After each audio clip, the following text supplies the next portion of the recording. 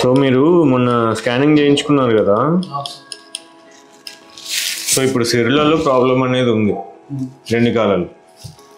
దమన్లో కూడా ప్రాబ్లం ఉంది అన్నట్టుగా స్కానింగ్ చెప్తుంది. అందుకని ఆ పుండు కూడా అందుకే వచ్చింది. అది ఎన్ని రోజులు అవుతుంది? 10 నెలలు అవుతుంది సార్. మొత్తం తగ్గట్లే అంటే చర్మం అంతా ఊడిపోయింది. చర్మం అంతా అది కొంచెం షుగర్ వల్ల కూడా వచ్చింది అది. సో ఇప్పుడు మన కాళ్ళల్లో 2 రకాల సిరులు ఉంటాయి.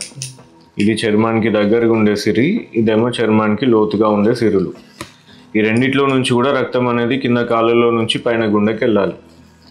కానీ మీకేం జరుగుతుంది? రక్తం పైన గుండెకి వెళ్ళకుండా రివర్స్ కాళ్ళల్లోకే వచ్చేస్తుంది.